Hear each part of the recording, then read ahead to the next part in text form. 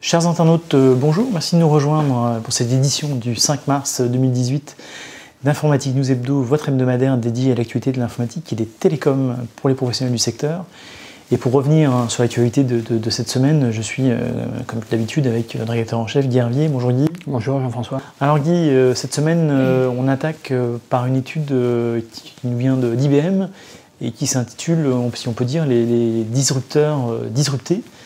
Ce qui veut dire en beau français que IBM a interrogé un certain nombre de CXO ou TIO appartenant à des entreprises qui étaient déjà comment dirais-je, qui étaient censées révolutionner leur secteur. Et finalement, ces fameuses entreprises se trouvent elles-mêmes attaquées par les acteurs historiques. Si j'ai bien compris, c'est ça? Et c'est exactement ça. Alors le vrai titre de l'enquête, c'est The Incumbent Strike Back. Donc ça veut dire effectivement les entreprises en place sont de retour. Voilà. Et donc ça fait un peu Star Wars. Hein. C'est un peu ça, oui. Et donc l'idée globale de cette enquête donc, est une enquête auprès... Alors IBM fait ce genre d'enquête sur des sujets assez différents de manière récurrente auprès, donc, comme vous l'avez dit, les CXO. Et les CXO, en bon français, c'est les directions générales. C'est voilà. Pas seulement les DSI. Alors les directions générales, mais aussi les directions fonctionnelles, direction marketing, direction financière, toutes les directions d'entreprise et évidemment les DSI. Non. Mais pas seulement, parce que ce serait une vision un peu partielle. Et donc l'idée qui prévaut là, c'est que autant il y a quelques années, donc il y avait cette notion d'ubérisation, donc c'est le fameux mot de Maurice Lévy, le patron de Publicis, qui avait eu un grand succès, on va dire. C'est un terme qui est passé dans le langage public courant. Autant il semblerait que quelques années plus tard, ces disrupteurs ne font plus peur. Alors ça ne veut pas dire pour autant que ils ont disparu du paysage. Ça, c'est l'opinion. Il faut bien faire la différence entre l'opinion et puis la réalité. Donc, le chiffre à retenir de cette enquête, c'est que effectivement, 72% des personnes interrogées, donc plus de 12 000, hein, donc c'est dans 120 pays, donc c'est un panel très représentatif. 72% pensent que l'innovation ne vient plus de nouvelles entreprises, donc c'est start-up, c'est disrupteurs, tout ce qu'on peut les appeler, mais vient des entreprises en place qui ont d'une certaine manière repris la main. Alors si on regarde un peu les vagues, hein, on a évidemment parlé des GAFA, donc on les connaît, d'ailleurs il y a la déclinaison GAFAM, parce qu'on rajoute Microsoft, il y a son équivalent chinois qui est les BATX, donc c'est exactement les mêmes, il n'y a pas de M en Chine, donc il n'y a pas de Microsoft chinois. Donc ça, c'est la première vague, c'était plutôt des entreprises Internet. Il y a eu une deuxième vague, c'était les NATU, donc Netflix, Airbnb, Tesla et Uber, donc Uber pour ubérisation. Soit dit en passant, d'ailleurs, dans ces NATU, Tesla, on se demandait ce qui vient parce que un peu faire là. Parce que l'entreprise sans usine, c'est raté, là. Oui, et puis le succès de Tesla est encore approuvé. Et donc, j'allais vous dire, Uber, effectivement, c'est dans le langage commun, enfin, vu les pertes de l'entreprise... Voilà, alors justement, on va y arriver. Alors effectivement, cette idée que ces nouvelles entreprises allaient révolutionner le monde commence à s'essouffler un tout petit peu, dans la mesure, d'ailleurs, depuis les NATU, il n'y a pas eu d'acronyme qui a été inventé, parce qu'il n'y a pas cette troisième vague qui est arrivée.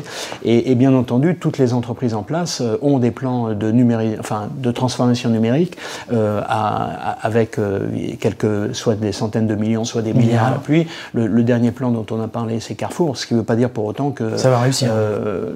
Amazon poursuit la pression de manière très forte. Mais donc il y a vraiment cet équilibre qui s'est un peu creusé. Et puis si on regarde finalement sur le fond des choses, c'est vrai que ces sociétés, donc ces disrupteurs, ces Uber, ont apporté de l'innovation technologique. Ça c'est clair, c'est ce qui les a fait émerger du lot. Mais il est clair aussi qu'elles se sont pour quasiment toutes situées, alors pas toutes, hein, Tesla c'est pas le cas, mais Uber, Airbnb, c'est exactement le cas, elles se situaient à la marge, je dirais, des pratiques sociales et juridiques. Et on voit bien dans le cas d'Uber, hein, dès le début, Uber s'est confronté à la législation, au taxi, et finalement, on voit bien que le statut juridique et social alors c'est pas des employés, hein, des des chauffeurs Uber, finalement, va se rapprocher vraisemblablement de celui des chauffeurs de taxi. Ce qui fait que, et à l'inverse, les chauffeurs de taxi, poussés par cet aiguillon de l'innovation, c'est vrai que quand on appelait Taxi Bleu il y a 10 ans et quand on l'appelle aujourd'hui, il y a quand même eu une certaine évolution. La notion de plateforme s'est mise en place en interne. Et d'ailleurs, c'est aussi l'autre idée qu'il faut retenir de cette enquête, c'est que les sociétés, du point de vue des responsables interrogés, les sociétés qui vont réussir, ce sont celles qui vont mettre en place cette logique de plateforme en interne permettant à des partenaires finalement d'agréger leurs services sur cette plateforme. Donc maintenant, encore une fois, c'est qu'une enquête d'opinion. Ce sera intéressant de suivre la réalité dans quelques mois, années à suivre. Mais c'est sûr qu'il y a eu vraiment cette poussée technologique très forte et qui est de plus en plus absorbée par les entreprises en place. Donc c'est vraiment une évolution tout à fait intéressante. Alors, très bien, là, pour le coup, ce sera sûrement un sujet sur lequel on aura l'occasion de revenir. Alors, j'allais dire, pour le sujet qui suit, pas de comment dirais-je, d'Informatique News Hebdo sans rachat, vente. Et cette semaine, c'est un opérateur télécom, Interroute, qui est racheté par un autre acteur du marché, acteur américain. Oui, c'est ça. Alors, plutôt hébergeur qu'opérateur télécom. Enfin bon, c'est vrai que les frontières parfois sont un peu floues. Assez floues, de plus en plus floues. Mais donc c'est Interroute, donc c'est un hébergeur. Alors évidemment, les hébergeurs maintenant se présentent comme des fournisseurs de services cloud. Il y a un glissement sémantique qui s'est opéré, mais en tout cas, cet hébergeur Interroute a été racheté par un hébergeur américain qui s'appelle GTT Communications, basé en Virginie, pour 1,9 milliard de dollars. Donc pourquoi on le mentionne? Parce que c'est une transaction qui est déjà significative, mais surtout parce que Interroute, c'était le dernier hébergeur européen indépendant. En place. Et ce qui est intéressant aussi, c'est de mentionner que cette transaction intervient quasiment la même semaine où on a Alibaba en tant que fournisseur de cloud qui arrive en Europe. Donc ce qui veut dire qu'une fois de plus, là, ça montre la faiblesse européenne dans tout ce qui est technologie numérique et en particulier dans le cloud. Autre point intéressant à relever, c'est que dans cette transaction, finalement, c'est le petit qui rachète le grand. Alors petit, il est un peu plus petit, mais si on regarde les chiffres d'affaires, Interroute, c'est 720 millions de dollars de chiffre d'affaires, et Interroute, c'est un peu moins, c'était 580, je crois, en 2016. J'ai pas le chiffre de 2017, donc là, en l'occurrence, c'est des tailles à peu près un peu équivalentes, mais en tout cas, GTT était un petit peu plus petit. Donc c'est le rachat évidemment c'est Interroute, c'est 72 000 km de fibre optique, c'est 15 data centers, c'est une présence bien entendu très, très importante en Europe, alors que GTT Communications était quasiment inconnu. Disons le mot. Pour le coup, inconnu. Donc il y a une complémentarité qui est très claire, et ça renforce l'idée que ce marché des hébergeurs est encore extrêmement morcelé, qu'il est en train de se consolider, mais avant qu'on ait, quelques grands acteurs. Alors évidemment, il y a Equinix, Digital Realty qui sortent un peu du lot, mais on a encore un marché qui est extrêmement morcelé, donc qui est en train de se consolider. Et donc là, le point important, c'est que le dernier acteur européen vient de se faire acheter par un Américain, donc c'est pas une très très bonne il reste nouvelle. OVH quand même. Alors on a OVH, alors effectivement, parce que effectivement, OVH se présente aujourd'hui, c'était au départ un hébergeur, il se présente comme un fournisseur de services cloud, donc entre-temps, il y a eu cette croissance assez phénoménale de cette société française, mais bon... Oui, c'est pas le même niveau quand même. Après, il faut comparer ce qui est comparable. Très bien. Écoutez, là pour le coup, je ne sais pas si on aura l'occasion d'en revenir, mais c'est vrai que ce sujet des pépites européennes qui sont absorbées par leurs concurrents américains ou asiatiques, c'est évidemment une vraie question. Alors, autre question qu'on se pose cette semaine, on revient sur les smartphones. et dont on constate que le développement a finalement phagocyté complètement des produits déjà existants. Je pense aux calculatrices évidemment, par exemple, et puis même les appareils photo basiques, compacts. Et il y a une étude récente sur le sujet qui était assez passionnante, sur laquelle vous avez souhaité revenir. Effectivement, donc pour les plus anciens d'entre nous, on se souvient de l'effet de la calculatrice qu'il y avait eu sur la règle à calcul. Je ne sais pas si vous vous souvenez, boulevard Saint-Germain, il y avait cette boutique qui vendait des règles à calcul qu'on utilisait à l'époque et qui c'était d'ailleurs, comment dirais-je, qui a évolué effectivement, calculatrice scientifique, puis bon, a disparu. Donc c'est un marché qui avait été tué en l'espace de très rapidement. Et là, avec l'iPhone et donc plus généralement les smartphones, on a un peu le même phénomène. Alors en fait, je ne sais pas si vous vous souvenez, mais en 2007, quand Steve Jobs avait annoncé l'iPhone, on peut retrouver cette présentation sur YouTube. On voit d'ailleurs qu'en 10 ans, les choses ont quand même beaucoup évolué parce qu'elle est quand même assez datée. Et donc, Steve Jobs fait cette présentation devant un public d'aficionados, ça c'est conquis à sa cause. Et donc, il présente l'iPhone de manière extrêmement simple avec un transparent. Donc, il dit l'iPhone, c'est quoi ? C'est un téléphone, c'est un iPod et c'est un accès Internet. Donc c'est ces trois fonctions qui sont dans un même produit. Et finalement, 10 ans plus tard, c'est beaucoup plus que ça. C'est-à-dire que si on regarde les fonctions qu'il y a dans l'iPhone, enfin le smartphone, on va dire plus généralement, c'est vraiment un véritable couteau suisse numérique. C'est avec 36 fonctions. Et si on regarde l'impact sur des produits monofonctions, c'est absolument considérable. Alors, donc, ce sont des statistiques qui ont été fournies par une association américaine, donc qui vaut aux États-Unis, mais qui a été faite aux États-Unis, mais qui ça marche dans tous les pays, transporte à peu près partout. Et les chiffres sont quand même impressionnants. En 10 ans, on a, pour les appareils photo numériques, c'est moins 66%. Donc c'est vrai que l'idée d'acheter, pour faire des photos de famille, un appareil photo numérique, on voit plus tellement l'intérêt. C'est encore pire pour les caméscopes. Les caméscopes, c'est moins 93%. Effectivement, quand on voit l'utilisation du caméscope où on fait 3 films par an, on se dit un iPhone, enfin un smartphone est largement. Oui, puis en plus la qualité a considérablement évolué. Alors évidemment il y a tout ce qui est numérique, mais il y a aussi l'optique qui s'est nettement amélioré. Il y a d'autres produits comme tout ce qui est lecteur MP3. On sait même plus ce que ça veut dire. Oui, les plus jeunes, enfin qui sont pas encore nos lecteurs, mais ils ne savent même pas ce que c'est qu'un lecteur MP3, et pourtant c'est pas si vieux que ça, il y a seulement 10 ans on en parlait partout, là c'est moins 80%, d'ailleurs on se demande pourquoi on achète un lecteur MP3 encore aujourd'hui, et puis il y a un dernier produit aussi qui a été complètement éliminé par les smartphones, c'est les systèmes de navigation GPS.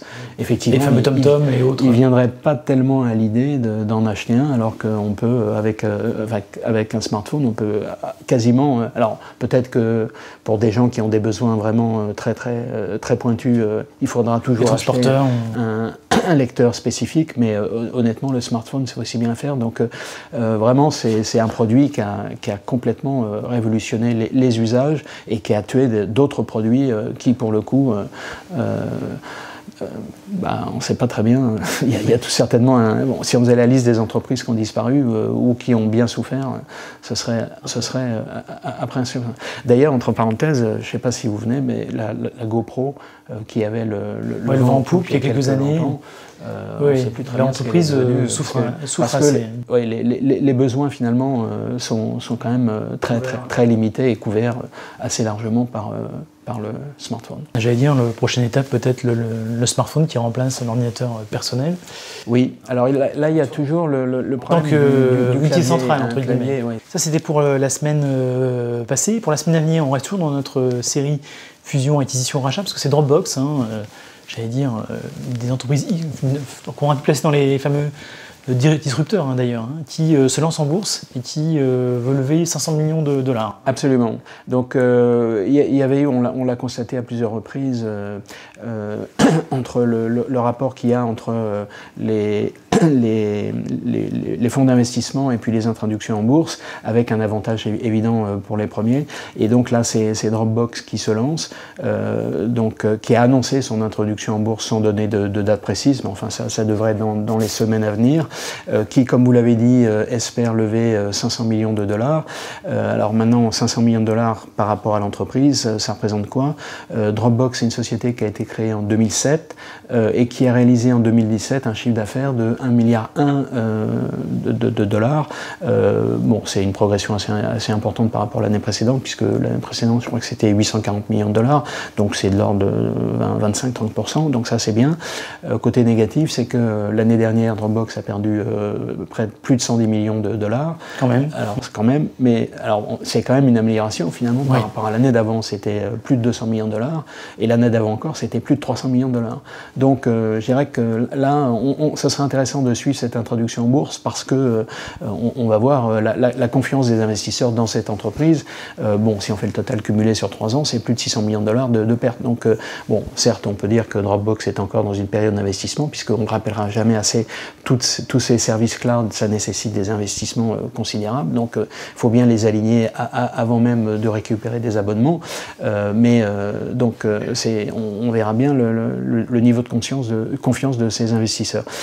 Encore 2 chiffres intéressants, c'est donc Dropbox fait état de 500 millions d'utilisateurs enregistrés, mais seulement 11 millions payants. Donc on voit bien que ce côté freemium, là, pour passer du free au payant, il y a quand même un gap qu'il faut faire, qui est important. Et dernier élément, c'est Dropbox. Dans la dernière transaction qui avait été faite en 2014, donc c'est un fonds d'investissement qui avait pris une participation, était évalué, donc capitalisation valorisation de l'ordre de 10 milliards de dollars. Donc évidemment, ce sont des chiffres qui en soi n'ont pas grand sens, il faut les comparer à d'autres. Box, par exemple, c'est 3,5 milliards de dollars. Donc on voit, puisque c'est le concurrent. Et on peut le comparer par rapport à des acteurs du CAC 40. Si on prend par exemple Atos, c'est 14 milliards de dollars de valorisation. Donc par rapport à 10, Atos, c'est quasiment 200 000 personnes. Ouais. Donc ça fait un peu réfléchir. Oui, c'est le charme des startups. Valeo, c'est 15 milliards de dollars. Et Carrefour, c'est 16 milliards de dollars. Et Carrefour, c'est 16 milliards de dollars. Donc c'est un peu les mêmes ordres de grandeur. Donc c'est quand même assez intéressant. Intéressant, je ne suis pas sûr que c'est le bon mot, c'est un peu... un challenge. Oui, quand on compare ces chiffres, de se dire comment la valorisation de ces entreprises peut atteindre des tels niveaux quand on la compare avec des sociétés de l'ancien monde, on va dire. Mais on achète des promesses, si je puis dire. On achète des promesses, mais est-ce que les promesses reviendront à la réalité? Et on revient au point qu'on a traité avec l'enquête d'IBM. Est-ce que finalement les sociétés en place vont devenir les vrais disrupteurs de demain? Pour finir sur Dropbox, il y a un vrai risque que les fonctions proposées par un Dropbox soient proposées par des acteurs existants, au hasard des Microsoft, au hasard ce qu'ils ont déjà commencé à faire. On pense à OneDrive chez Microsoft ou iCloud chez... Ou même Google, entre parenthèses, puisque la semaine dernière, Dropbox a annoncé un accord avec Google, justement pour faciliter le passage de l'un à l'autre. Donc ça, c'est bien, parce que ça va faciliter, je dirais, les échanges, le transfert de fichiers, des choses assez simples, mais ça peut aller aussi en défaveur de Dropbox, dans la mesure où si ça sera tellement simple que ça pourra être complètement absorbé. Donc ce sera intéressant. De regarder, sachant qu'ils ont aussi un virage que Box a déjà pris, qui est d'aller sur le marché de l'entreprise, et Dropbox a évidemment fait ce virage-là, mais il y a peut-être un peu de retard de Dropbox. En tout cas, il y a aussi un gros challenge pour cette entreprise, et on imagine que les 500 millions de dollars qui vont être levés seront pour aller confronter ces stratégies vers le marché des entreprises. Oui, absolument. Et ça c'est un autre défi à mettre en place, ouais, tout à fait. Très bien, écoutez, je pense qu'on a fait le tour cette semaine, Guy. Je rappelle à nos lecteurs que cette semaine, puisqu'on a parlé d'Interroute et du marché des hébergeurs, on reçoit un hébergeur français en la personne de Jules-Henri Iavetti, qui est le directeur général et le patron de Dicula, un hébergeur, encore une fois, franco-français, qui a d'ailleurs été assez en pointe sur cette logique d'hébergement local. L'occasion, avec vous, Guy, de revenir avec lui sur l'actualité du marché de l'hébergement du cloud en France. Et en attendant, ce que je vous propose, chers lecteurs, de passer une excellente semaine et de nous retrouver la semaine prochaine pour une nouvelle édition d'Informatique News Hebdo. À très bientôt, merci.